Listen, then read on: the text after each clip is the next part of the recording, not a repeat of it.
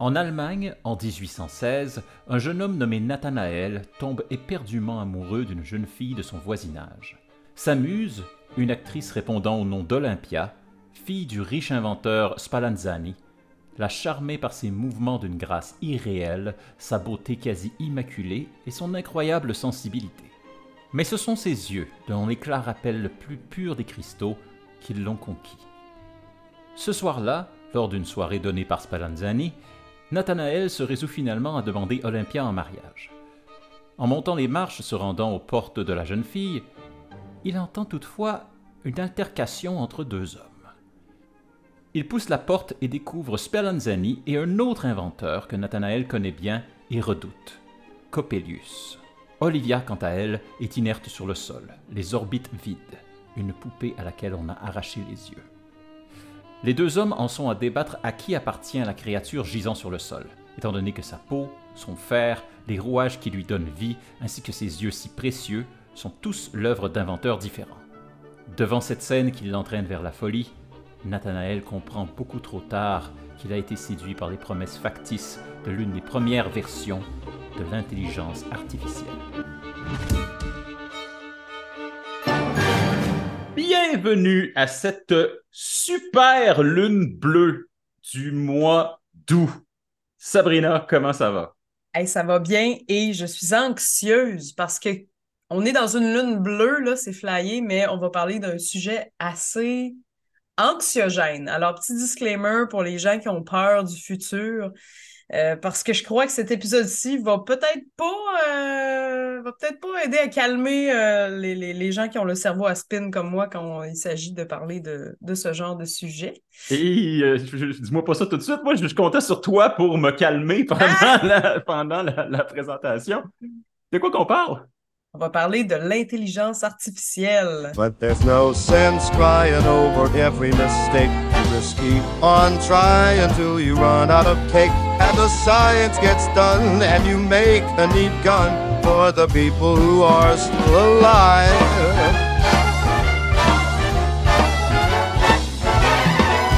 Alors, si vous suivez le podcast depuis déjà un bout, vous savez on a déjà rencontré quelqu'un pour parler d'intelligence artificielle. On a rencontré Jonathan.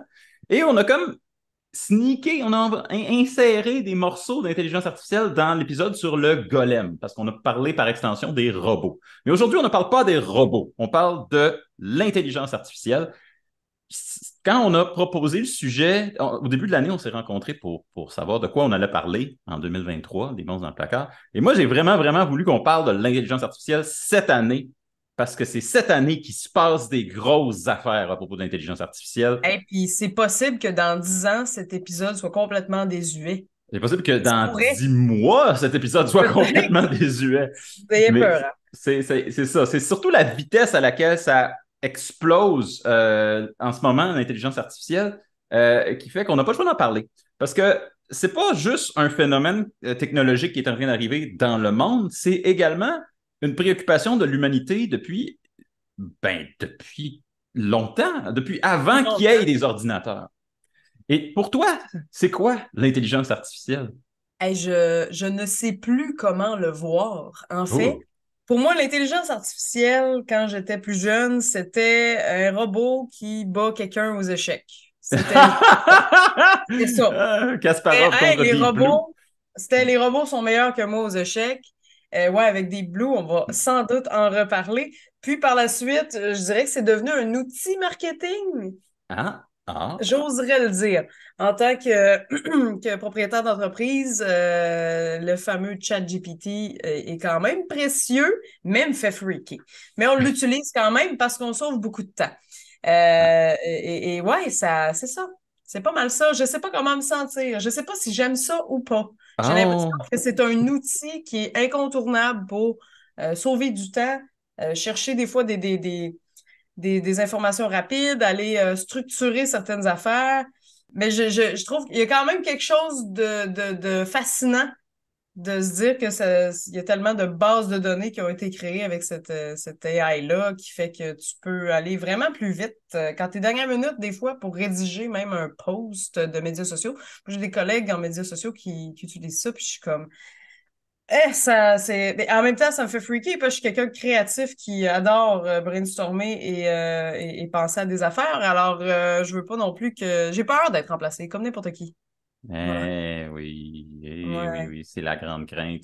Moi, depuis que je suis tout jeune, que c'est à peu près un des sujets qui me fait le plus capoter. Euh, Depuis que je suis au secondaire, j'ai peur de l'intelligence artificielle. J'ai plus peur de ça que du réchauffement climatique.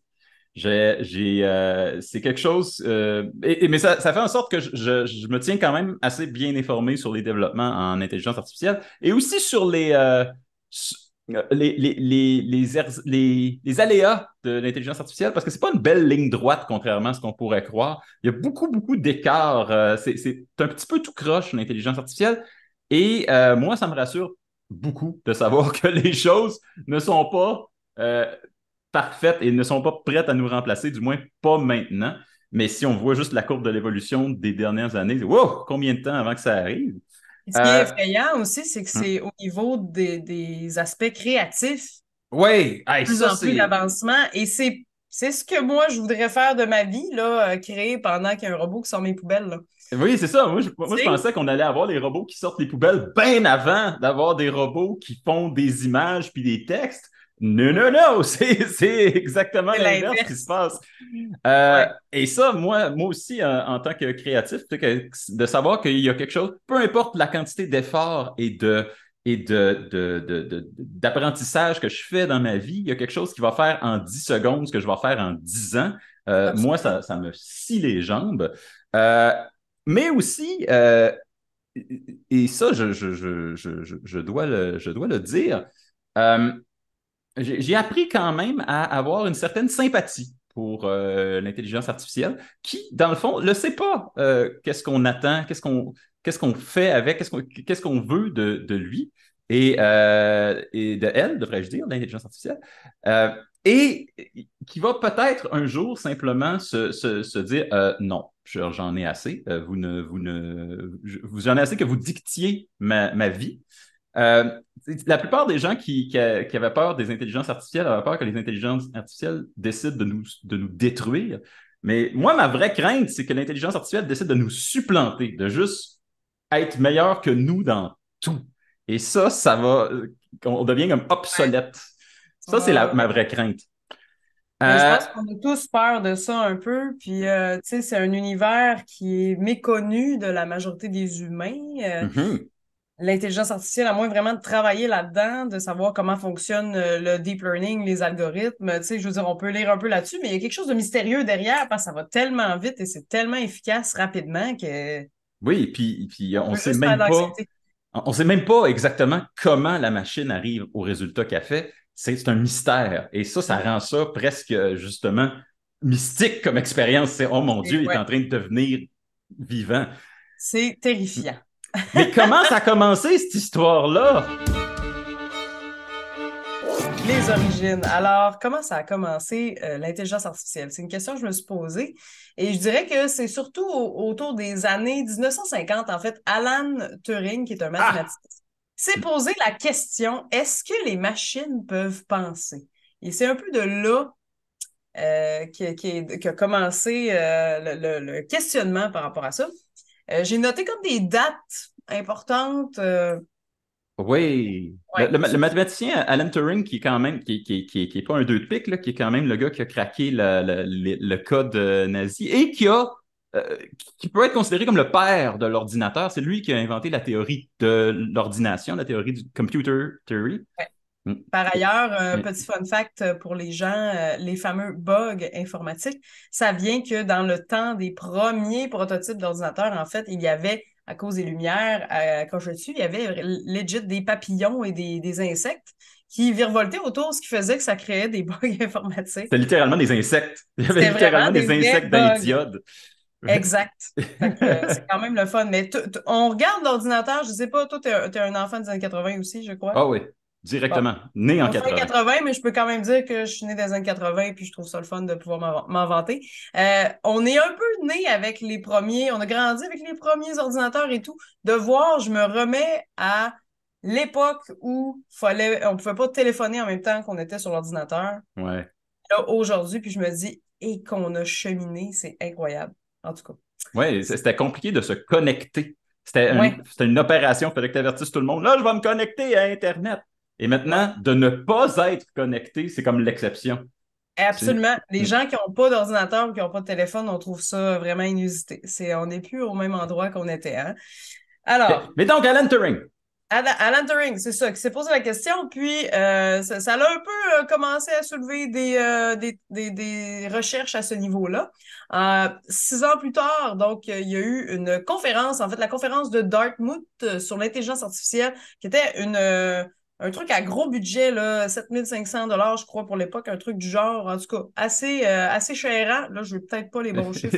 J'ai Ben, pas 7 noté 700 combien. en 1960, en 1956, c'est quand même ça doit être une coupe de millions à C'est cette pas heure. pire, c'est pas pire. Et il y a eu seulement 20 personnes qui se sont présentées. Puis le mathématicien John McCarthy a déclaré que c'était vraiment une discipline scientifique, donc l'intelligence Ouais. artificielle. Ça a été Et le début du champ académique de recherche en intelligence artificielle. yep. Mm. Et pourquoi je dis yep? Puis un peu plus tard, en fait, il y a le perceptron qui a été inventé, donc il avait comme objectif de seulement reconnaître une lettre de l'alphabet. Et ça a été la naissance du learning, pas le deep learning, mais le Machine learning. machine learning, c'est ça, Ouais. exactement.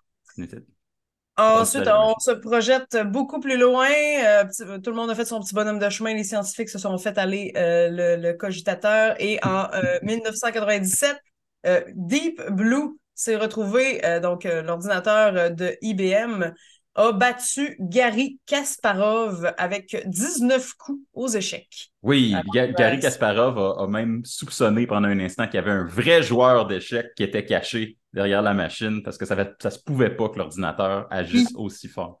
Alors, un Mm. total de 2 victoires chacune et 3 parties nulles. Et il y a un statisticien qui a dit que ce serait en partie dû à un bug si l'ordinateur aurait gagné.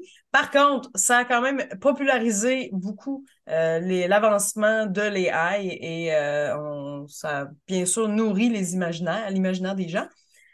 Ensuite, en 2011, donc on se rapproche quand même un peu plus de notre temps moderne, Watson, qui est un ordinateur, encore là, IMB, a remporté le jeu de connaissance générale de Jeopardy. Donc, le Oh jeu télévisé. non! Point, il a remporté Jeopardy. C'est quand même, en tout cas, un peu drôle quand même de vous regarder les photos si vous avez l'opportunité, là, mais on voit vraiment l'ordinateur à la place d'un joueur. En tout cas, c'est un peu, ça me fait rire. Et ensuite, en 2016, là, on a commencé le deep learning. Ah! En tout cas, le deep learning était actif sûrement depuis quelques années, mais le deep learning a fait ses preuves pour la première fois avec AlphaGo, qui a gagné contre Lee Sedol, donc un score de 5-1 au jeu de Go, Ouais. qui est un jeu avec beaucoup de possibilités stratégiques, là, on va se le dire. Techniquement, des possibilités infinies. Infini, Ouais. exactement. Fait qu'il l'a un petit peu rincé, on va se le dire. Oui. Et par la suite, donc 2022, on est à On est à la porte de temps, maintenant. presque à la porte de maintenant. ChatGPT fait son apparition et traumatise tout le monde et il devient aussi un univers de possibilités, de ressources. Et on a, pour revenir après à notre temps actuel en 2023, il y a au-dessus de 1000 experts qui ont appelé à la pause, évoquant des risques majeurs pour l'humanité. Oui, alors là, on arrive dans le Vous territoire allez du bien dormir. monstre. Vous allez bien Oui, dormir ce soir. Voilà. C'est pour ça qu'on oui, l'a choisi comme monstre, parce que c'est un monstre qui grandit plus vite que nous. C'est incroyable. Incroyable, vraiment. oui. Et c'est une des rares entités dans la fiction et peut-être bientôt dans la réalité qui qui surpasse l'humain sur le plan de l'intelligence. D'habitude, les monstres sont plus forts, plus gros, plus terrifiants que l'humain, mais c'est rare qu'il y ait quelque chose qui est ce que l'humain a de propre, qui est l'intelligence, le surpasse dans ce point de vue-là. Et Et c'est... ce qui est encore plus épeurant, je trouve, pour Hmm. ajouter, faire du segue sur ce que tu dis, c'est que l'intelligence artificielle a comme pas nécessairement de corps. Non, c'est ça. Elle est Oui. désincarnée. D'habitude, l'être humain, dans la fiction, en tout cas, quand on parle de l'intelligence artificielle, on essaie de l'incarner dans quelque chose qui a l'air humain. Un robot, un androïde, quelque chose qui a un visage humain. parce que c'est avec ça qu'on est habitué de dialoguer. Mais la réalité est beaucoup plus bizarre que ça et beaucoup moins intuitive pour nous autres. Euh, Ça va m'amener à moi, mon segment des origines. Tu as parlé de l'histoire réelle de l'intelligence artificielle, c'est très vrai. D'ailleurs, ChatGPT, qui est sorti l'année passée, est maintenant considéré comme l'outil informatique le plus populaire de tous les temps. Et il est sorti seulement depuis 1 an. Mais il a battu Google, il a battu tous les moteurs Et de recherche. ce qui est vraiment, ce qui nourrit aussi le mythe, c'est que dépendamment, moi j'ai fait des tests, là, j'ai pas eu le choix avec le marketing, on s'est fait dire que c'était incontournable. J'ai testé des choses, et effectivement, c'est très, très, très élaboré, beaucoup plus que ce que je m'attendais, mais le chat va s'adapter à comment tu lui écris. Donc, si tu es très formel, il va t'écrire de manière très formelle. Si tu es friendly, il va t'écrire, tu sais, mettons, tu écris ton projet, c'est telle affaire ou tu fais un post pour tel contexte. Puis, oh, ça a l'air intéressant. Il va vraiment mettre de l'émotion dans ses réponses. Ça, je trouve ça complètement fréquent. Et en même temps fascinant parce que tu dis qu'il s'adapte à n'importe qui Oui, selon les besoins de la personne. il y a d'ailleurs un subreddit du forum Reddit, un dossier du forum, voyons, un sous-forum de discussion dans le grand forum de discussion Reddit, qui est strictement des enfants qui écrivent à ChatGPT, qui font plein d'erreurs et plein de, tu sais, qui ne savent pas exactement comment écrire, et ChatGPT leur répond avec le même niveau de langage. Et c'est Wow. drôle. Mais donc, c'est ça. Et donc, on ne sait pas exactement comment ça sort, mais on sait, par contre, c'est quoi nos craintes et nos anticipations face à l'intelligence artificielle, parce que ça fait une centaine d'années, au-dessus d'une centaine d'années, qu'on se préoccupe de l'intelligence artificielle dans la fiction. Je ne veux pas tout de suite empiéter sur le dossier culture, mais je peux vous dire qu'une des premières, les premiers écrits modernes concernant une forme de vie artificielle, c'est bien entendu Frankenstein de Mary Shelley en 1818. Et en 1872, il y a Samuel Butler qui écrit Erewhon, ou Erewhon, je ne sais pas exactement comment on prononce ça, mais qui est une espèce de parodie de la société victorienne où c'est mentionné qu'il y a des machines intelligentes qui existent et ce ne sont pas des machines qui ont été programmées par l'homme, ce sont des machines qui ont évolué. Et ça, c'est quand même plus de 100 ans plus de 150 ans même aujourd'hui que c'est là. Et donc, c'est un concept qui nous intéresse depuis très, très, très longtemps. Alors, pour essayer de synthétiser ces 120, 150 ans d'histoire, j'ai décidé de te parler, pour l'origine, des 5 choses qui nous font peur et des 5 choses qui nous font envie de l'intelligence OK. artificielle. Donc, je J'aime vous ça. Au présente. moins, il y a du positif. C'est Oui, bon. parce que ça me tentait qu'on ait quand même un peu du positif aujourd'hui, pas juste qu'on capote. Donc, je te présente 5 scénarios dystopiques et 5 scénarios utopiques. OK. Et c'est drôle parce que des fois, c'est les mêmes scénarios, mais avec des perspectives différentes. Dans les scénarios dystopiques, donc les pas bons, le plus populaire, c'est de loin le complexe de Frankenstein. Alors, le complexe de Frankenstein, c'est une phrase qui a été mise de l'avant par Isaac Asimov. Si vous êtes un amateur de science-fiction, vous connaissez ce nom. C'est l'auteur de Fondation des robots. C'est lui qui a écrit les 3 lois de la robotique qui les a inventées dans la fiction et ça s'est mis à s'appliquer dans la recherche d'intelligence artificielle, même si, bon, à la fois la recherche et l'œuvre d'Asimov tendent à démontrer que les 3 lois de la robotique ont des gros problèmes, même s'ils sont trop flous. Le complexe de Frankenstein, c'est quoi? C'est la chose dont on a tous peur, c'est que la créature se rebelle contre le créateur. Donc, l'intelligence artificielle décide que finalement, on mérite pas de vivre ou finalement, parce qu'on peut la débrancher, elle va décider de frapper en premier puis nous détruire. Ça, c'est la chose dont on a le plus peur et c'est la chose qui est représentée le plus souvent dans la fiction depuis même les débuts, depuis Frankenstein. Je dirais la deuxième chose dont on a peur, c'est que l'intelligence artificielle devienne un tyran. Ils se mettent à régner sur l'humanité, ils se mettent à devenir, à dicter tous nos mouvements, nous encadrer là, dans un cadre très, très spécifique. C'est la version 1984 de George Orwell où on est constamment surveillé. Ouais. Et malheureusement, dans la vraie vie, c'est un scénario qui est quand même assez plausible, même avec les outils qu'on a aujourd'hui. Ben, juste penser à c'est en Chine que tu as un crédit social maintenant. Oui, et ça c'est capotant, cette Ceux qui histoire-là. savent pas ce que c'est tu as un crédit social, donc si tu te comportes pas bien en société, tu perds du crédit social. Alors, tu perds comme de la popularité, ce qui fait que tu n'as plus accès, tu peux ne plus avoir accès au transport en commun, plus avoir accès aux distributeurs automatiques, un paquet d'affaires.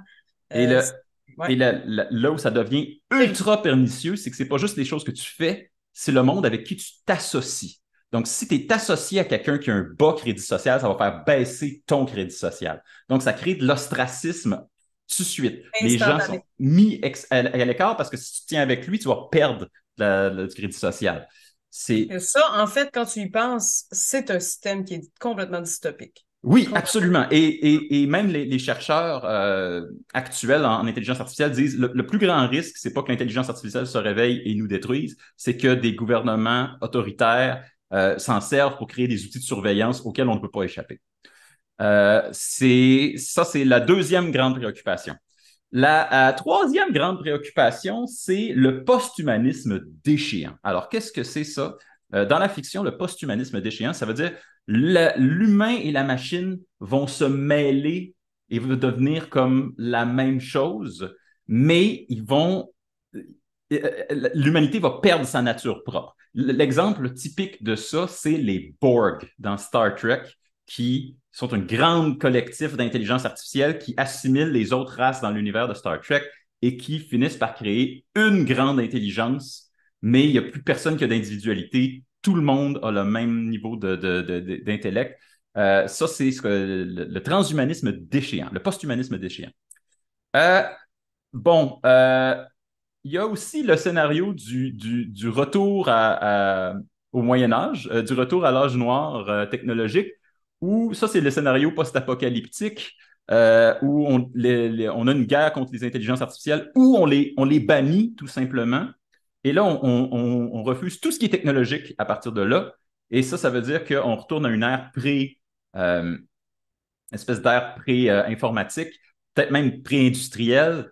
Et là, à ce moment-là, ça veut dire l'être humain est condamné à plus jamais dépasser ce stade-là. Et le dernier scénario dystopique, je fais les 5 mauvais, puis ensuite on va faire les 5 C'est bons. correct, c'est correct. Le dernier scénario dystopique, c'est le pire du pire. C'est le scénario de la gelée grise. Est-ce que tu es familière? Est-ce que tu connais ce scénario? La gelée grise. Non, Oui, ça me le dit. Grey Goo scénario. C'est le OK. pire.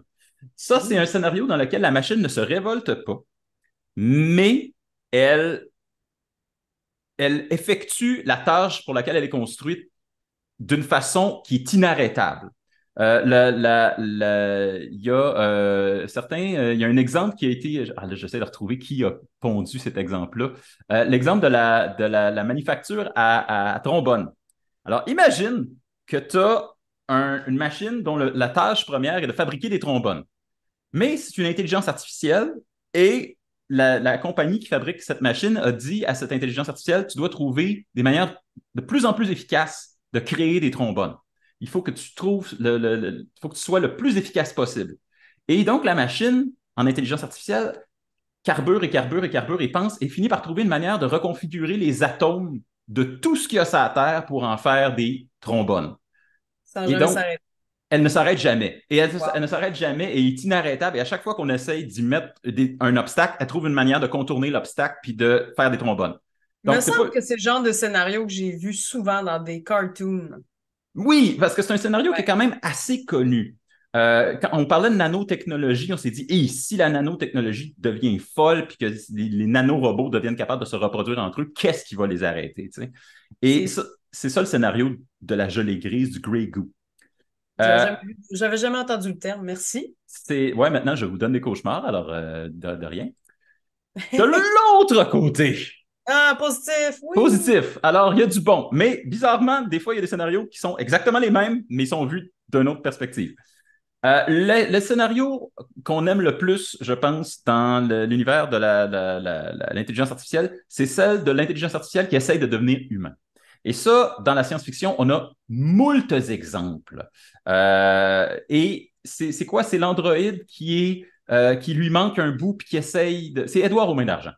C'est la création qui essaye pas de se venger, qui essaye de devenir un être humain parce qu'il considère que d'être un être humain, c'est une très, très bonne chose. Les droïdes dans Star Wars, ils essayent d'être les meilleurs amis de l'être humain. Et donc, ça, c'est l'intelligence artificielle qu'on veut, un ami, puis en même temps, quelqu'un qui nous dit qu'être humain, c'est de shit. Euh, L'autre scénario, deuxième scénario en popularité, c'est le scénario de l'immortalité par l'intelligence artificielle.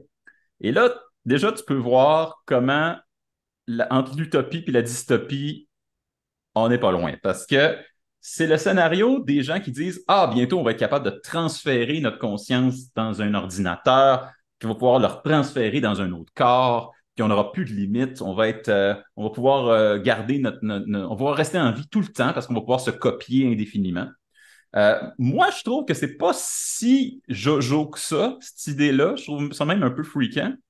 Euh, En ce moment, il n'existe pas vraiment de façon de le faire.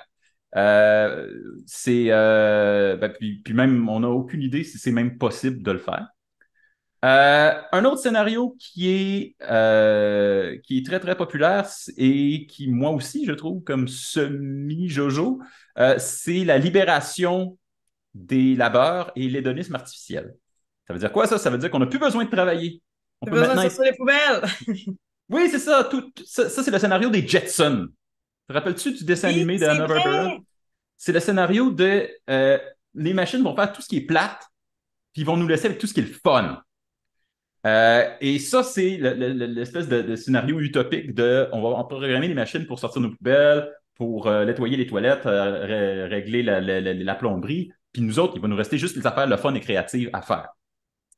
Euh, Il y a un scénario encore une fois, bémol. Tantôt, je parlais de l'intelligence artificielle en tant que tyran, mais il y a le scénario que j'appelle la théocratie artificielle, où là, tu as littéralement une intelligence artificielle qui ne veut que notre bien et qui nous encadre, mais ne nous opprime pas. Je vais donner des exemples tantôt dans la section culture de ce genre d'affaires-là, mais on pense entre autres à une intelligence artificielle qui a pour but de préserver l'humanité d'un cataclysme ou préserver la nature. Ça, c'est vu comme quelque chose qui est très, très bon.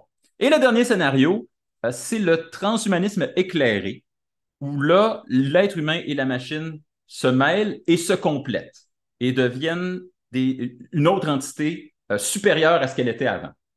Ça, c'est le scénario de prédilection de l'inventeur Roy Kurzweil, dont j'ai lu certains des livres, qui, lui, considère qu'on n'aura pas le choix. C'est exact, il faut que ça se passe. Déjà que les gens soient souvent sur leur téléphone, ça suggère qu'il y a un appétit pour ce genre de mélange entre le cerveau humain et le cerveau informatique. Et ça veut dire qu'on pourrait arriver à ça et ce serait bénéfique pour les deux si c'est bien encadré. Ah, puis c'est probablement pas impossible qu'on se rapproche de ça. J'ai lu dernièrement un roman de Jurassic Park et ça n'a pas rapport, là, on parle de dinosaures, mais l'écrivain de la série de livres parlait du clonage. Et quand j'ai relu ce livre-là, qui a été écrit il y a très, très longtemps, je fais de crime, c'est plus de la fiction, c'est rendu la réalité. On est rendu capable de cloner. À l'époque, on n'était pas Oui, capable. c'était très théorique à l'époque, puis quand c'est Michael Crichton qui a écrit ce livre-là? Quand c'était là, c'était encore, tu sais, on n'était même pas à Dolly encore, on n'avait pas Non, percé le exact. clonage. Là, on est Et rendu à au-dessus d'une vingtaine d'espèces d'animaux différents et des organes humains, là. Donc, ouais. j'ai une dernière petite catégorie qui va recouper ton exemple de Jurassic Park d'ailleurs, Ouais. qui n'est pas directement l'intelligence artificielle, mais qui a lien avec l'intelligence artificielle dans la fiction. C'est que généralement, quand l'humanité représente une créature artificielle, il représente aussi un créateur. Et il y a toute une tranche de la fiction et de l'imaginaire collectif qui est occupée par le savant fou. Et c'est toujours un individu. C'est généralement un homme. C'est généralement un homme blanc, ne nous le cachons pas, Ouais, c'est ça. qui est ostracisé par les autres, qui est considéré comme un excentrique ou un fou, qui va essayer, ça va être le projet de sa vie, qui va réussir à percer le mystère de l'intelligence artificielle, puis qui va y arriver. Dans la réalité, c'est rarement, genre, jamais ça qui se passe. C'est jamais une personne. C'est Et toujours plein de gens, un groupe de gens, c'est j'ai ça, c'est l'impression. toujours un arsenal de monde qui fait en sorte que ça se peut. C'est pas une personne dans son sous-sol qui crée un ordinateur intelligent. C'est l'intelligence artificielle se fait à l'effort de beaucoup, beaucoup de monde. Même si on considère l'entraînement des intelligences artificielles, c'est presque tout le contenu qu'on a généré depuis le début de l'humanité qui permet à l'intelligence artificielle de se rendre là. Voilà.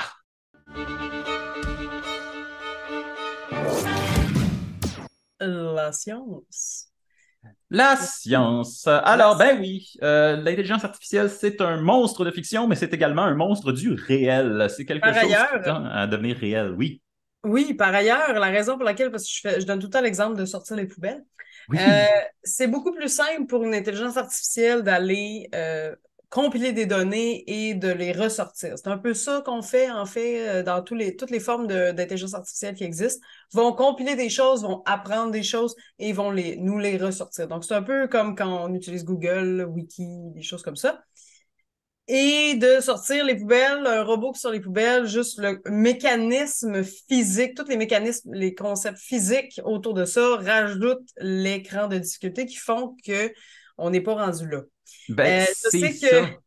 il y a un robot qui marche sur Mars, là, Qui roule sur Mars présentement, mais roule il y a une sur petite. Mars. Ouais, c'est Ouais. qui roule sur Mars, mais tous les playtests de robots qui ont été faits sont restés coincés là-bas parce que ben c'est pas évident de se déplacer quand tu es un robot. Ben, sais-tu que ça a un nom, cette Hmm. affaire-là? Ah oui! Ça a un nom, ça s'appelle le paradoxe de Moravec, qui est basé sur qui a été lancé par Hans Moravec, roboticien, qui a déclaré que, comme exactement ce que tu viens de dire, les ordinateurs et toute l'intelligence artificielle est extrêmement douée pour arriver à faire des tâches qui sont pour nous abominablement complexes. Résoudre des calculs, faire des corrélations entre 10 millions d'œuvres d'art différentes, peuvent faire ça, c'est facile. Par contre, faire des choses intuitives comme sortir des poubelles, naviguer l'univers physique, c'est beaucoup trop bizarre et demandant pour eux. Et c'est très bizarre donc que l'ordinateur soit très bon pour faire des tâches complexes, mais vraiment nul pour faire des tâches simples. Et au début, les gens disaient, ouais, mais ça, c'est juste une question de programmation. Quand on va y mettre assez de capteurs, assez de caméras, il va être capable de le faire. Sauf qu'on se rend compte que non. Il y a quelque chose qui existe vraiment dans l'intelligence artificielle qui fait qu'elle n'a pas l'intuition et elle arrive comme du monde du symbolique pour arriver dans le monde physique, alors que nous, à travers l'évolution, on a fait le chemin inverse. Et ça s'est représenté cette année, en janvier de 2023. Il y a un joueur de Go qui s'appelle Kellen Pellery, euh, qui est, parce que tu as dit tout à l'heure, AlphaGo a battu le champion mondial du jeu Go, le jeu avec les petites billes noires et blanches, a battu le champion mondial du jeu de Go. Et depuis ce temps-là, le top 15 de tous les joueurs de Go à travers le monde sont des intelligences artificielles. Et les intelligences artificielles ont une moyenne tellement forte que il faudrait, si un joueur faisait des victoires pendant le reste de ses jours de Go, il n'y aurait pas une moyenne aussi forte que l'intelligence artificielle. C'est impossible. Donc, Kellen Pellerin, qui n'est pas un grand joueur de Go, qui est un amateur tout au plus, a décidé, mais ça veut-tu dire qu'il sait comment jouer au Go ou ça veut dire qu'il sait comment reconnaître les meilleurs joueurs? Et donc, il a décidé d'affronter le top du top, Katago, qui était le top du top des joueurs mondiaux dans les intelligences artificielles, et il l'a battu 14 fois sur 15. Hein? Ben voyons donc. Et donc, qu'est-ce qui s'est passé? Parce que Attends. le Est-ce jeu. que Oui, est-ce que c'est. Ben là, j'ai aucune idée, là, mais c'est-tu parce qu'il faisait pas des moves de champion? parce qu'il ne faisait pas des moves de champion. Hmm. Il faisait des moves un peu boboches, des fois pas très logiques, à l'instinct. Il faisait des affaires de main. Et l'ordinateur ne savait pas quoi faire avec ces données-là. Il ne Wow. savait pas comment réagir. Il dit, mais tu n'es pas en train de jouer optimalement. Qu'est-ce que tu fais? Et c'est et donc l'ordinateur a été battu. Le meilleur joueur au monde a été totalement battu par un deux de pique, ben, pas un deux de pique, un joueur amateur, du haut de amateur. Wow. Et donc, ça a suggéré que l'ordinateur qui joue au Go a aucune idée vraiment de ce qu'il fait. Il fait juste répondre à des patterns. Il fait juste répondre à il analyse la situation du jeu puis dit, ah, ben le prochain move, c'est clairement ça. Mais il n'y a aucune idée c'est quoi une pierre, il n'y a aucune idée c'est quoi le plateau de jeu, il n'y a aucune idée comment ça se manifeste. Tout ce qu'il connaît, c'est les maths. Et ça veut dire que quelqu'un qui fait un move irrationnel, random, au hasard, l'ordinateur ne sait absolument pas quoi faire avec ça. Ah, c'est incroyable. Et donc, parce que l'ordinateur, il y a du monde à la maison qui se dit, ouais, mais moi, j'ai un jeu d'échecs sur mon ordinateur, puis il me pète la gueule. Oui, parce que le jeu d'échecs sur son ordinateur est, somme toute, un peu niaiseux. Il fait des moves, mais il n'est pas conçu pour être le meilleur joueur au monde. Quand l'ordinateur est conçu pour être le meilleur joueur au monde, il peut juste réagir à des joueurs de son niveau. Il n'est pas capable de s'adapter à d'autres situations. Alors ça, c'est un exemple du paradoxe de Moravec où l'ordinateur est écœurant pour faire des tâches complexes, mais nul pour faire des tâches simples. Et donc, c'est ça. Donc, ça n'a pas rapport vraiment avec la programmation. Ça a rapport avec la programmation, mais le linguiste Noam Chomsky, tout le monde le connaît parce qu'il est également une figure politique extrêmement connue. Lui, il dit, on n'arrivera jamais à rien avec l'intelligence artificielle avant d'être capable de lui créer une intelligence infrasymbolique, donc un gut feeling. Avant qu'il y ait de l'intuition, l'intelligence artificielle, ça va juste être un outil, ça ne sera jamais une intelligence. Parce donc, que c'est là des failles, ça rassure. Oui, c'est ça, moi je trouve ça rassurant et c'est un peu drôle aussi. Oui. Mais ça, ce que ça suggère, en fait, et c'est le gros nœud de la guerre en ce qui concerne l'intelligence artificielle, c'est qu'en ce moment, on a plein d'intelligences spécifiques. Ils sont super bonnes pour faire une chose. Le Katago, il peut juste jouer au Go, c'est sa seule affaire dans la vie. Midjourney, il peut juste faire des dessins. Il fait des super beaux dessins, mais c'est la seule affaire qu'il sait faire. ChatGPT, il peut faire du texte, il peut faire d'excellents textes, il peut faire tous les textes de l'univers, mais c'est la seule chose qu'il sait faire. On n'a rien qui est capable de faire tout ça comme un être humain. Et ça, c'est le saint graal de l'intelligence, c'est quand est-ce qu'on va arriver à une intelligence générale. Ils appellent ça l'intelligence générale, l'intelligence artificielle générale. Et personne n'a de réponse à ça. Il y a des obstacles sévères. Entre autres, on n'est pas sûr encore de comment l'intelligence humaine fonctionne. On peut associer des différents systèmes d'intelligence artificielle ensemble, mais on n'est pas sûr exactement de comment ils vont se corréler. En fait, il y a une grosse partie de ça qui est, on ne sait même pas qu'est-ce que l'intelligence artificielle spécifique fait en ce moment. On ne sait pas comment qu'elle arrive à ces résultats. Ça s'est perdu dans l'espèce de boîte noire. Et même l'intelligence artificielle n'est pas capable de nous dire ce qu'elle fait. Elle n'est pas capable de se voir aller. Elle n'est pas capable de s'analyser. Et ça crée plusieurs grands problèmes pour ce qui est de développer une intelligence générale. Il y a aussi ce que j'appellerais, et bon, c'est dans le domaine, le problème de la conscience. Vraiment, en neuropsychologie, en neurobiologie, dans les domaines d'intelligence, on sait, il y a deux problèmes de la conscience. Il y a le problème facile puis le problème dur. Le problème de facile, c'est comment le cerveau arrive à créer des images, des sons, analyser des données, ce que l'ordinateur fait. Le problème dur, c'est comment on arrive à l'expérience, comment on arrive à ce que telle longueur d'onde, ce soit ce qu'on voit comme rouge, ou comment on arrive à le goût. Pourquoi le goût, la vue, l'ouïe, c'est des expériences complètement différentes. C'est trop abstrait, ou du moins je dis abstrait, mais quand c'est pas concret autant, que c'est interprétable, que ça varie d'une personne à l'autre aussi, parce que le goût... Oui, c'est ça. On sait même pas. On mange la coriandre tous les deux, ça sera peut-être pas le même résultat. Non! Puis on ne sait pas pourquoi, on ne sait pas comment cette expérience se génère vraiment. On a des théories, mais il n'y a rien de testé. On ne sait pas qu'est-ce qui fait que la conscience est la conscience. Il y a même des théories un peu out there qui disent que, dans le fond, la conscience, c'est une propriété de l'univers, que tout dans l'univers est un petit peu conscient. Mais là, rendu là, on est dans le woo-woo. On est loin. Mais quand même, c'est impressionnant. Puis nos chers AI, je pense à t'as parlé de Midjourney qui fait des photos, des images. Oui. Je pense à aussi le fameux cas de Sonia Bélanger, donc qui est une Ah oui, fausse raconte-nous ça. C'est humoriste. quoi ça? Et c'est une... en gros, il y a un... Il y a il y a une gang de filles, ben, je dis une gang de filles, je sais pas son combien. Ça s'appelle, qui ont parti sur Instagram, pas de filles sur le pacing, parce que dans le domaine de l'humour, il manque quand même beaucoup de présence féminine.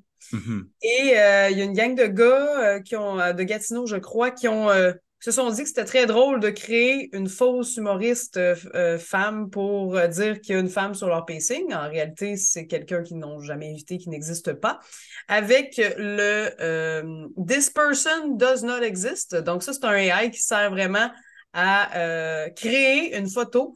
Et quand on regarde comment c'est fait, là, souvent les yeux sont centrés. Il y a vraiment une façon toutes les photos ont des similitudes. Et eux, ils se sont dit, ben, c'est ça, là, notre fille sur le pacing. Moi, je trouve ça vraiment révoltant parce que c'est comme de tourner à la blague un problème réel, là, personnellement. Mais c'était-tu Mais une blague ou demeure c'est juste qu'ils ont essayé de passer ça subtil? peut-être tu sais, eux, ils disent que c'est un canular puis ils se trouvaient drôle puis c'est une blague, mais à régler le problème puis inviter des filles sur votre pacing, là. Tu sais, c'est Ben ça oui, le c'est pas problème. si compliqué de trouver une fille humoriste, Je je veux dire. pense que la blague n'invalide pas le problème qu'il n'y a pas assez de femmes en humour. Mais il y en a beaucoup des femmes en humour, ils sont juste Oui, mais pas invitées. c'est ça. Fait C'est, que voilà, puis les filles de Pas de filles sur le pacing dénoncent un peu ça, le fait que c'est souvent un boys club, si je peux mettre des guillemets ici. Donc bien sûr, l'inventeur de ce canular se dédouane d'être misogyne ou de ne pas vouloir inviter de femmes, mais il pourrait faire plus d'efforts, ça c'est certain. mais Dans tous les c'est, cas, oui. ouais. Mais ça, c'est ce que tu soulignes là, par contre, ça, c'est un vrai problème qu'on a présentement avec l'intelligence artificielle et qui va devenir pire. Parce Mhm. que l'intelligence artificielle, en ce moment, avec la capacité qu'elle a, sans être une intelligence générale, sans être Skynet, pose déjà des problèmes éthiques et sociaux Oui. colossaux. Et c'est ça le problème. Et je pense que c'est là qu'on voit le fameux où les spécialistes ont dit OK, faut freiner ça, ça peut aller trop loin. C'est qu'on peut aller dans la supercherie, dans le canular, mais en réalité, c'est tellement réaliste que ça devient un problème moral, un problème éthique, comme tu l'as dit. C'est ça. Puis Il y il a, va en avoir de plus en plus. Fait que comment tu peux oui, vérifier tes sources après ça? On va se perdre dans un cafouillis Internet de fausses informations. C'est tragique, là. et c'est ça. Il y a certains chercheurs qui disent que l'intelligence artificielle va avoir créé plus de contenu Internet que l'humanité d'ici 2025. Oh mon C'est Dieu. dans 2 ans. Ça C'est veut dire pire que que tu plus que la penses. moitié de ce que vous allez trouver en ligne va être du contenu généré par une intelligence artificielle. Parce qu'en génère tellement et tellement rapidement qu'il pourrait inonder, et ça veut dire qu'il n'y a plus rien de ce qu'on voit sur Internet qui pourrait correspondre à la réalité physique. Ça pourrait tout devenir de la fabulation. Ça, c'est le plus grand risque qu'on a en ce moment, le plus simple risque qu'il y a en ce moment avec l'intelligence artificielle. Il y a la création de canulars, mais la création de fausses personnes, de fausses identités. Tout peut être simulé Puis, par l'intelligence artificielle. puis si, advenant le cas, parce que je peux pas prêter d'attention, je n'ai lu que des articles, mais advenant le cas que ces gars-là se sont dit, bon, on n'aura pas besoin de mettre de filles sur le pacing avec ça, c'est problématique. C'est réellement problématique. C'est extrêmement problématique. Alors ça, c'en est un. Ça, c'est un des grands problèmes qu'on rencontre aujourd'hui, de fait que la différence entre ce qui est vrai et ce qui est faux est en train d'être effacée. Là. Il y a quelques années, lors de la présidence de Trump, puis j'espère que ça ne reviendra jamais, on parlait de la post-vérité. On était rendu à utiliser des termes comme ça. Qu'est-ce que c'est les faits alternatifs, la post-vérité? C'est fou! Comment on peut arriver à ça? Mais avec l'intelligence artificielle, oubliez ça. Tout le monde.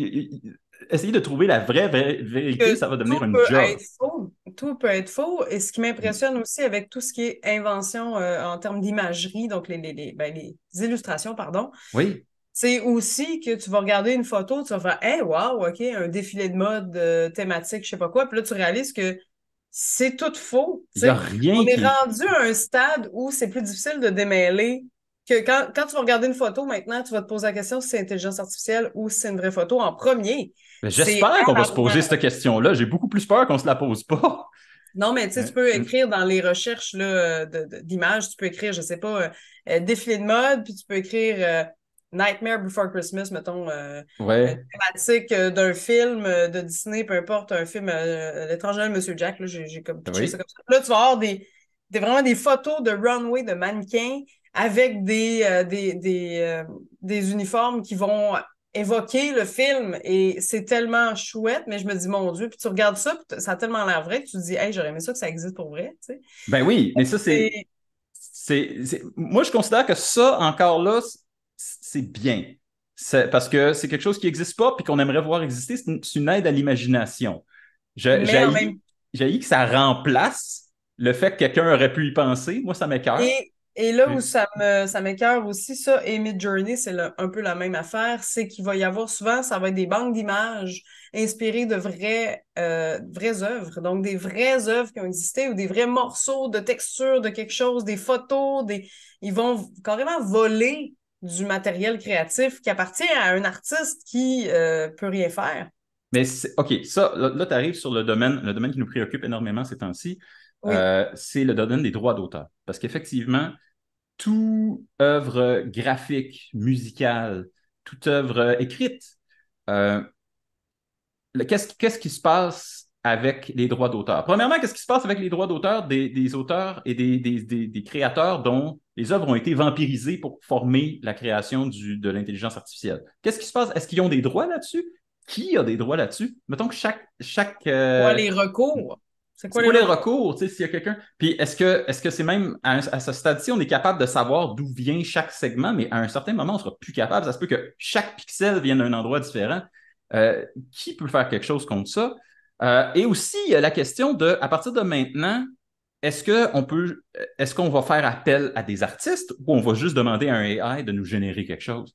C'est Euh, malheureux, puis ça a déjà commencé à être problématique dans le domaine du cinéma. Combien de fois oui, il y a eu des scènes, moi, en tout cas, je m'ennuie du temps où il y avait moins de CGI un petit peu, là, parce que souvent, ils vont remplacer tout, ils vont faire une scène en 3D, ça va être comme...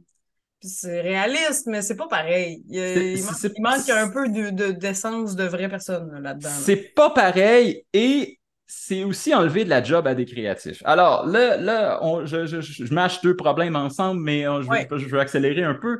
Euh, En ce moment, au moment où on enregistre cette émission, il y a la grève du SAG-AFTRA aux États-Unis, qui est l'association des acteurs, qui est allée rejoindre l'union des auteurs de cinéma et des auteurs dramatiques et qui sera bientôt rejointe par l'Union des travailleurs des effets spéciaux, des effets Hey, visuels. tout Hollywood est en grève, là, c'est incroyable. Oui, et c'est une bonne chose parce que si ça ne se passait pas cette année, l'année prochaine, il était trop tard. Les studios allaient déjà commencer à intégrer l'intelligence artificielle parce que tu peux payer comme dans un film de... Combien de monde travaille sur, mettons, un film de Pixar, tu penses? C'est quoi la grandeur de l'équipe? C'est une bonne question. C'est facilement 300-400 personnes. Minimum. Minimum. Ça, c'est 300-400 personnes que tu dois payer et qui vont travailler fort pendant 4 ans pour faire un film, ou une intelligence artificielle qui est capable de te le sortir en 2 mois. Puis je dis 2 mois, ça veut dire que quelqu'un va juste être passé pour retoucher des affaires puis faire que ça ait du sens. Parce que l'intelligence artificielle va te sortir en 1 heure. Et c'est.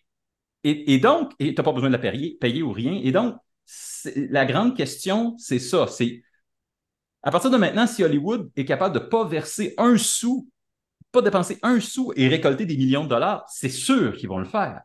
Ouais. Et, et dans le système où on vit maintenant, n'importe quelle industrie qui peut remplacer ses travailleurs par une intelligence artificielle va le faire. Et donc, c'est cette année vraiment, et la raison pourquoi je voulais qu'on en parle cette année, c'est cette année vraiment qu'il y a des lois qui vont être écrites pour Va falloir, l'intelligence pas de artificielle. choix. Et donc, c'est ça. Donc, ça, c'est pas un danger de l'intelligence artificielle du futur, c'est un danger de l'intelligence artificielle de maintenant. Et et les lois qui vont être écrites cette année et les années qui s'en viennent vont être cruciales pour la suite. Parce que ça se peut très bien que ça va arriver au moins une fois qu'il va y avoir une œuvre, que dis-je, ça va arriver. C'est arrivé au moins une fois qu'il y a une œuvre complète générée par intelligence artificielle. Il y a quelqu'un qui a écrit qui a écrit c'est pas quelqu'un, c'est pas écrit, c'est une intelligence artificielle qui génère des épisodes de Seinfeld à l'infini. C'est une Wow. espèce de sitcom qui s'appelle Nothing Forever, qui, vous pouvez le chercher, c'est juste des épisodes de Seinfeld, ça parle de rien, c'est pas vraiment drôle, c'est très bizarre, mais c'est complètement créé par un AI, tout est créé par un AI, tout est créé par une intelligence artificielle là-dedans. Aïe, aïe. Et donc, ça se fait déjà. Mais là, les lois qui sont écrites cette année, il y a déjà un juge qui a statué que les choses qui sont créées par l'intelligence artificielle sont libres de droit parce qu'elles ne sont pas créées ou retouchées par un être humain. Donc, n'importe qui pourrait s'en servir. Ça, c'est une bonne chose. Ça veut dire que personne ne peut faire d'argent sur ton dos si tu es un créateur. Mais c'est aussi une mauvaise chose parce que ça veut dire que comme tout le monde peut les utiliser, ils ne sont pas obligés de te payer. Ah, Euh, c'est fou. donc, on ne sait pas encore où ça se passe, mais on sait que ça se passe très, très, très, très fort. Il y a aussi le Ah ouais. problème comme j'avais dit, des mauvais acteurs, des pays tyranniques qui pourraient essayer de faire des systèmes de surveillance dont on ne pourrait pas s'échapper. Il y a aussi le grand problème, et ça c'est là depuis longtemps, le problème du biais de l'algorithme. Ça, on en avait parlé dans un autre épisode, il me semble, où l'intelligence artificielle assimile un biais politique ou un biais social. Les premiers chatbots qui sont arrivés en ligne ont pris quelques instants, je pense quelques jours avant de devenir atrocement racistes. Et Ben, ça, voyons.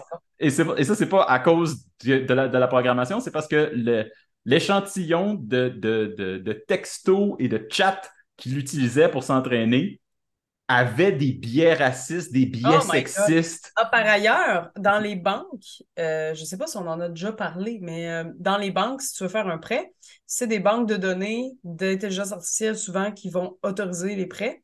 Oui, Et c'est qui peuvent avoir des prêts? C'est qui va avoir des prêts dans les années 50? Ben, c'est ça, c'est des monsieur blancs. c'est ça. Et souvent, l'intelligence artificielle même Ta reconnaît vocation pas. aussi. Si tu es un médecin, tu as beaucoup plus de chances que ton prêt soit autorisé, ne serait-ce que statistiquement à cause de ça, parce que l'intelligence artificielle, il s'en fout de toi, là, tu sais, Il puis sait pas t'es c'est pas des quoi. bons arguments. Ouais, Il fait exact. juste, il fait juste compiler des pourcentages. Il sait pas t'es C'est quoi. vraiment frustrant. Il y a un exemple flagrant où il y a un juge américain qui n'a pas été reconnu sur une photo. L'ordinateur l'a identifié comme un gorille, seulement parce qu'il était noir. Et Ben voyons. parce qu'il n'était pas capable, il n'était pas entraîné à reconnaître ces personnes-là. Donc, il y a un biais qui se perpétue à travers l'intelligence artificielle. Il y a une opinion. On estime maintenant que ChatGPT a une tangente à gauche parce qu'il est programmé par des gens un peu plus à gauche. Donc, et on ne sait pas si c'est possible d'arriver à quelque chose qui est complètement neutre. On pense que l'intelligence artificielle n'aura pas le choix d'avoir un biais parce qu'il est basé sur nos données, nos opinions. Euh, Mhm. voilà. Y a-t-il une dernière chose dont je voulais parler avant qu'on passe à la culture? Ah oui, OK. Dernière chose. Euh, euh, donc, on voit que l'intelligence artificielle, même telle qu'il existe maintenant, c'est pas le tyran qui va régner sur l'humanité, c'est plus comme un outil qui s'emballe. Et en ce moment, il s'emballe beaucoup plus souvent qu'autrement. Mais tout ça, c'est maintenant. Et ça pourrait devenir différent à l'avenir. Il y a le grand problème dont tout le monde a peur, c'est ce que l'auteur Vernon Vinge appelle la singularité. Euh, la singularité, c'est le moment où l'intelligence artificielle est capable de s'améliorer elle-même et devient plus performante à le faire qu'un technicien informatique. Oh. Pas besoin d'être un génie informatique, juste meilleur que le technicien moyen. Et ça, c'est ce que Vernon Vinge appelle la singularité, parce que ça veut dire qu'à partir de ce moment-là, il n'y aura plus rien à faire. Elle va s'améliorer plus rapidement qu'on est capable de la suivre. Et elle va devenir aussi intelligente par rapport à nous que nous le sommes par rapport à un chien. Aïe, Euh, aïe. et il n'y aura rien à faire pour la rattraper. Et ça, c'est le principe de la singularité. Mais je n'ai pas envie de vous laisser avec cette espèce de terreur, de bombe d'intelligence. D'ailleurs, il appelle ça l'explosion de l'intelligence sur la conscience, parce qu'il y a beaucoup de critiques de ce principe-là. Entre autres, le principe que amélioration, c'est vraiment flou. Un, et l'exemple qui a été soulevé, c'est un noble de la Renaissance qui regarderait une personne aujourd'hui, même un dirigeant politique ou quelque chose, n'aurait pas l'impression que cette personne-là est vraiment meilleure que lui. Même pourrait se dire, mais voyons, qu'est-ce que c'est que cette dégénérescence de la société? Vous n'êtes même plus capable de compétitionner ensemble, vous n'êtes pas capable de battre quelqu'un en duel, de tuer une autre personne, vous n'avez jamais gotté un animal, vous n'avez pas d'esclaves. Qu'est-ce que c'est que cette merde? C'est quoi être meilleur? Et la question est là parce que on a vu, déjà, j'ai donné plusieurs exemples dans ce segment-là, de l'intelligence artificielle qui pense qu'il est en train de faire la bonne affaire, mais qui, dans le fond, s'en va complètement dans le mur. Et il y a un phénomène qui existe qui est le phénomène d'itération corrompue, où l'intelligence artificielle fait des améliorations, qui pensent qu'ils sont des améliorations, mais finalement se dégénèrent. Et on pense que si les humains disparaissaient puis que les Mid-Journey de ce monde qui font des images continuent à faire des images dans le beurre sans jamais avoir de nouveaux inputs, ce qui se passerait, c'est que ça finirait par devenir une espèce de cafouillis qui aurait plus rien à voir avec des images parce qu'il ferait juste se référer à des choses que lui-même a créées et il n'y aurait plus rien d'humain là-dedans. Et donc, c'est ça. On pense que l'intelligence artificielle, s'améliorer pour l'intelligence artificielle, c'est très à tâtons pour lui. Alors, je fais ça pour vous rassurer. L'intelligence artificielle n'est pas meilleure que nous, elle est juste différente. Oui, la culture. Je l'ai dit tout à l'heure, ça aide beaucoup ChatGPT pour la rédaction web. Oui. Moi, je l'ai testé de manière un peu plus pointue pour voir à quel point c'était faisable. Il fallait que je rédige une publication avec un ton médiéval. Et j'ai décrit le contexte, ce que je voulais qu'il soit dit et le fait d'aller chercher une façon d'écrire qui pourrait avoir l'air du joual médiéval. Et pour de vrai, c'était très efficace. Je pourrais vous dire que si vous utilisez ChatGPT pour de la rédaction, parce que, mettons, médias sociaux, etc., vous allez surtout avoir à repasser derrière. Ah, c'est ça.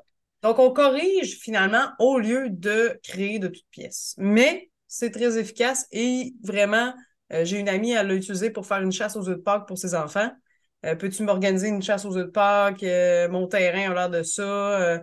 Essaie de mettre 2, 3, où cacher les affaires, comment faire ça. Puis, elle a eu une recette complète sur comment faire l'activité.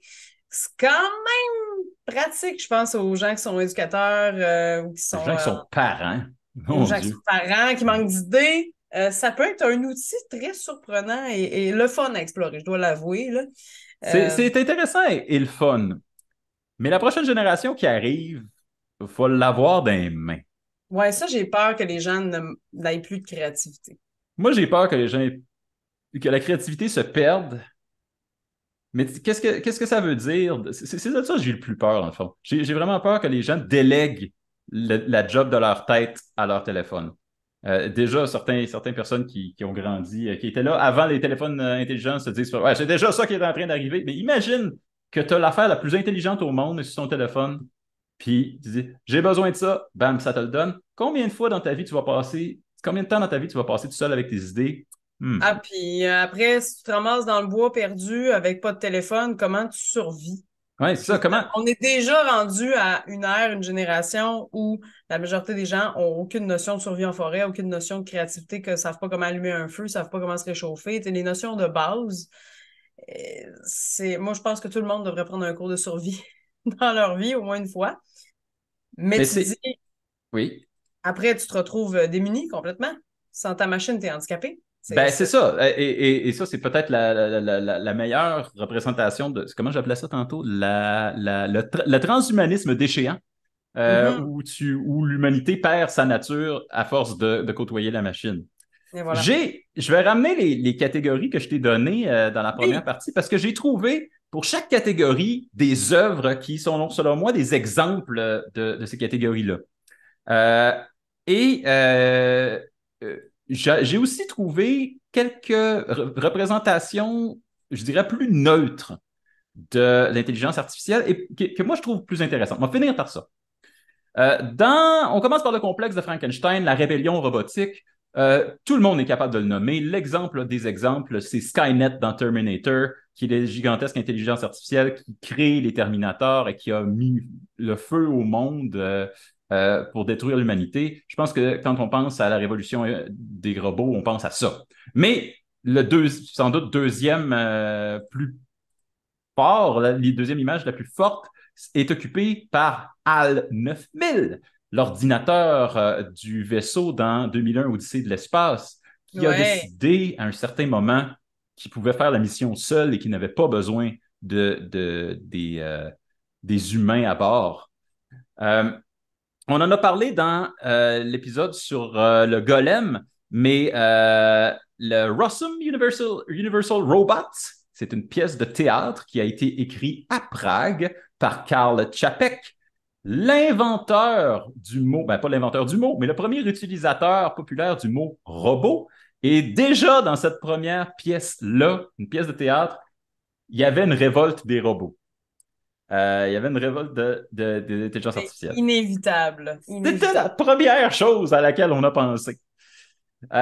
Donc, avec raison. Ben oui. Avec raison. Je pense qu'on a peur de ce qu'on ne connaît pas. On a peur de ce qu'on ne connaît pas. Et aussi, c'est toi qui avais abordé cette idée-là à propos avec Frankenstein. C'est l'idée que depuis qu'on commence à considérer la science, on a toujours peur que l'être humain aille trop loin, que l'être humain se prenne pour Dieu puis crée quelque chose qu'il n'est plus capable d'arrêter. C'est toujours ça la préoccupation qu'on a avec... En même temps, l'humain a prouvé qu'il n'était pas très capable d'être responsable de ses ressources et de faire attention à sa planète. Alors, j'ai l'impression que ça peut juste aller. On regarde le réchauffement climatique et tout ce qui se passe, puis pas très encourageant, disons. Ben oui, le réchauffement climatique, puis ça, le réchauffement climatique, c'est une chose. Comme l'arme nucléaire, si vous êtes allé voir Oppenheimer cet été, vous avez vraiment l'impression, mais il aurait pu arrêter à 4-5 moments. À la fin, il n'y en avait même plus besoin de la bombe. Ils l'ont fait parce qu'ils n'étaient pas capables d'arrêter. Il y avait besoin de le faire. Donc ça, c'est l'idée de la créature qui se rebelle contre son créateur. Dans le domaine tyran artificiel, le Big Brother de 1984 de George Orwell est la figure emblématique. On ne sait pas vraiment si Big Brother, c'est une intelligence artificielle. On sait que c'est une intelligence. On sait que c'est peut-être une bureaucratie, mais jamais on voit les dirigeants de Big Brother. On a l'impression que Big Brother, c'est une entité. Et donc, c'est vraiment la première, l'élément le plus fort. Les machines qui sont représentées dans la matrice des sœurs Wachowski, c'était les frères Wachowski à l'époque, maintenant c'est les sœurs Wachowski, sont des tyrans parce qu'ils ont mis l'humanité dans des cocons et s'en servent comme d'une ressource, dans le fond. Oui, et il y a beaucoup de métaphores aussi pour les transitions des personnes trans. Ben oui, si vous regardez... Écoute, la matrice, là, c'est super intéressant. Quand tu le réécoutes avec cet œil-là, oui! Full LGBT-friendly, full coming out, full transition de le monde réel, le faux monde, c'est incroyable. Mais oui, puis d'affirmation de soi, de dire que le nom du personnage principal, Neo, c'est son vrai nom. C'est pas l'autre qui a été donné par la matrice, c'est le nom que lui a choisi qui est son vrai nom. Et ça, c'est ça. Donc, l'identité qui est plus un choix, qui est plus qui s'appartient plus à une personne qu'à la société, ça, c'est déjà là. Absolument, absolument. Mais si j'avais à choisir le pire et le plus terrible de tous les intelligences artificielles tyran, c'est dans la nouvelle de 1967 de Harlan Ellison, I Have No Mouth and I Must Scream. Déjà, le titre peut vous glacer le sang. Oui. C'est une intelligence artificielle qui a réduit l'humanité à l'extinction, mais qui s'est gardé une dizaine d'êtres humains pour les torturer, simplement parce qu'elle les haït. C'est parce qu'ils n'ont pas le droit de mourir. Ils se font tout le temps régénérer par l'ordinateur qui trouve d'autres façons de plus en plus créatives de les torturer. God, c'est cauchemardesque. C'est la pire chose. Et donc, j'en parlerai pas plus. Je vais vous laisser le découvrir. Non, regarde ça comme ça. Il va y avoir des punchs, sûrement. Est-ce que tu avais terminé? Pas du tout, j'en ai plein. Pas du tout? Oh my God, let's go. Je passe rapidement à travers. Dans l'univers de l'âge noir de la technologie, il y a Dune, dans lequel on Oui. a enlevé les ordinateurs. On dit, il n'y a plus d'ordinateurs, maintenant c'est des êtres humains qui font ce job-là, des êtres humains modifiés, qu'on appelle les mantas, mais ils ne sont pas, mais c'est pas des machines. On ne peut plus utiliser les machines sont jugées comme dangereuses.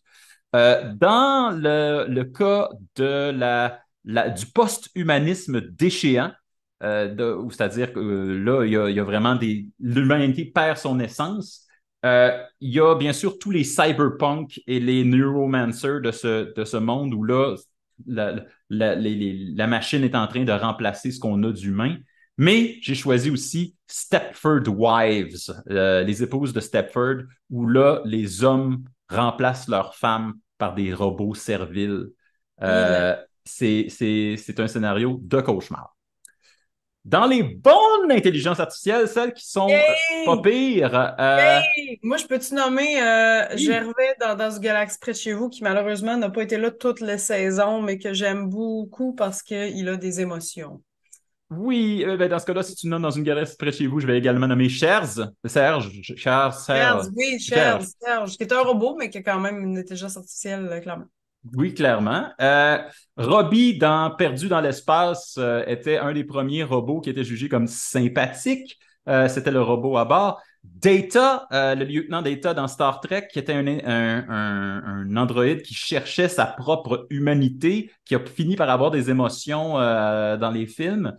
Tous les droïdes de Star Wars, Wall-E, qui est Oui. qui commence comme une intelligence artificielle neutre, mais qui va développer une personnalité au fur et à mesure d'exister dans le monde. On voit souvent ça, des intelligences artificielles qui commencent comme des pures machines et qui développent une personnalité par la suite.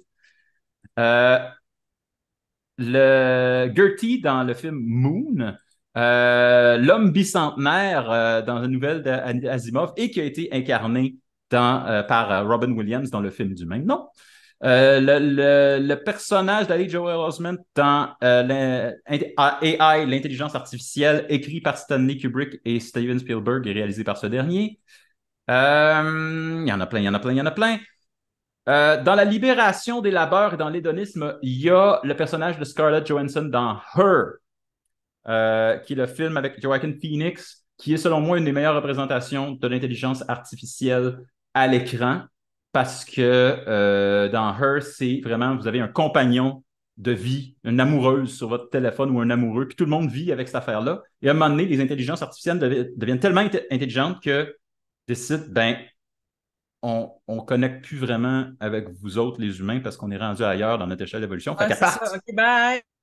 spoiler, et là, ça nous laisse juste, nous, misérables humains, obligés de reconnecter ensemble. Alors, je trouvais que c'était quand même une bonne intelligence artificielle qui dit, ben, peut-être la meilleure affaire pour vous autres, c'est que vous soyez là l'un pour l'autre. Et j'ai presque fini. Dans le transhumanisme bénéfique, donc l'homme qui devient cyborg, un peu à la limite d'utopique et de dystopique, on a Robocop, qui est un Ben oui. surhomme, mais qui est la propriété d'une méga corporation. Et dans le film de Paul Verhoeven qui est anticapitaliste à côté et Ouais, ouais, qui ouais. utilise vraiment Robocop pour rire et même pleurer de ce phénomène-là. C'est également l'angle qui est abordé dans Deus Ex, la série de jeux qui s'appelle Deus Ex et ses suites Human Revolution, où Ouais. là, on posite que l'humain et la machine peuvent se mêler et même que ce serait la meilleure chose qui pourrait arriver pour l'humanité. Il y a également une des fins du jeu Mass Effect qui est dans ce sens-là. Et Oui, j'aimerais beaucoup souligner Detroit Become Human aussi, qui est un excellent jeu vidéo où on parle vraiment des dilemmes moraux de l'intelligence artificielle et des robots. Et ça va très loin dans l'enquête. C'est super intéressant. Et évidemment, dans un univers où on s'imagine que les robots ont une conscience, que l'intelligence artificielle est présente et peuvent développer des émotions. Ça crée du racisme par rapport aux androïdes, ça crée un paquet de concepts et de dilemmes moraux de plus. Et vraiment, vraiment, c'est à jouer absolument, sinon à écouter. est-ce que c'est ta recommandation? Moi, c'est ma recommandation. Oh, ouais.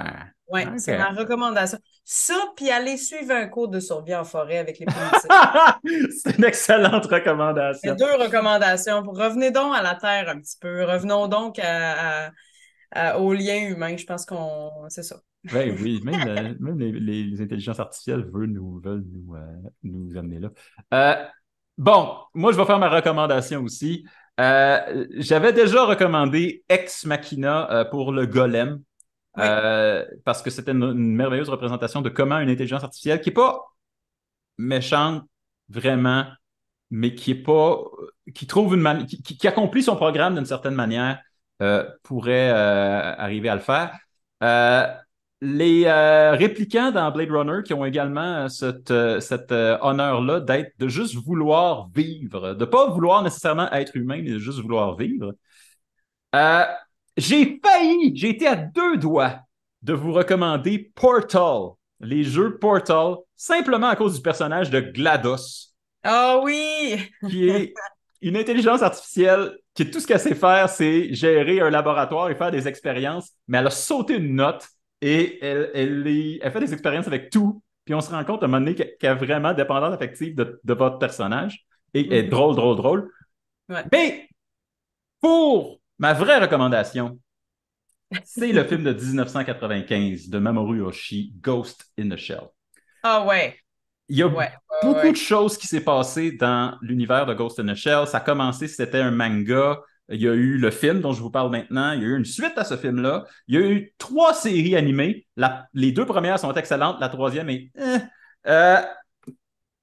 Mais je vous parle du premier film, parce que le premier film le fait mieux que toutes les autres choses, de parler de comment une intelligence artificielle pourrait naître. C'est vraiment de comment une intelligence artificielle naît sans qu'on le prédise, sans qu'on le contrôle, mais naît simplement de l'information, des données et des différents mécanismes qui sont en place sur le web. Et moi, une des choses qui fait que ce film-là m'a marqué, pas premièrement, n'importe qui était fan d'animation japonaise dans les années 95, ce film-là est arrivé comme un coup de poing sur la gueule. Et deuxièmement, il y a eu une deuxième vie pour moi dans ce film-là, c'est que, tu sais, la fameuse chanson de Ghost in a Shell, la fameuse espèce d'hymne perturbant au début, ça, c'est une chanson traditionnelle de mariage au Japon. Ah ouais. Hein, je savais pas. Et quand j'ai appris ça, ça m'a fait comme c'est un film sur le mariage entre l'homme et la machine. C'est exactement. J'ai fait. Et ça a fait comme OK, quel coup de génie. Alors, j'en parle dans ce truc-là parce que ça présente vraiment une intelligence artificielle qui est bizarre, qui n'est pas humaine, qui aspire pas à être humaine, mais qui n'est pas hostile non plus. Donc, moi, je trouve que c'est plus proche peut-être de qu'est-ce qu'on va véritablement voir dans le futur. Wow! Hey, quel épisode! Hey, j'avais peur qu'on fasse 2 heures, honnêtement. Ben, pour vrai, on aurait pu, je crois. J'ai hâte de voir dans 3 ans, on va être rendu où avec ce monstre. Et ben, j'ai hâte, j'ai-tu hâte? Je sais pas si j'ai hâte. Mais ça va être intéressant. Ça va être intéressant. Alors, moi, je dirais la petite morale là, de cette émission-là. Si vous voulez vous rassurer, d'une part, c'est qu'il ne faut pas oublier que les intelligences artificielles sont bons dans une affaire très, très, très, très poussée. Et aussi, n'oubliez pas de garder votre créativité et vos connexions humaines. Oui, c'est ce que vous avez de plus précieux en bout de ligne. Il ne faut pas sous-estimer cette richesse. Et voilà. Sabrina, c'était notre 2e podcast du mois d'août, mais on se revoit en septembre parce que on va parler d'un monstre qu'on a effleuré au passage en parlant d'autres monstres. Un monstre qui est très, très, très humain. Et un monstre qui va peut-être nous attirer des problèmes avec une certaine communauté. C'est pas grave. Hein? On est capable. En septembre, on parle de l'Inquisition. Oh! Ah oui, j'ai hâte. Aussi, j'ai hâte. On devrait s'en sortir. On va s'en sortir. À la prochaine pleine lune, n'oubliez pas de nous suivre, bien sûr, sur les médias sociaux si vous pouvez. Donc, Facebook, YouTube, Spotify. Donnez-nous du love. Ça nous aide à continuer. Encouragez-nous si vous voulez nous laisser des petits commentaires aussi. Ça nous aide également. Puis, on se voit à la prochaine pleine lune. À la prochaine pleine lune.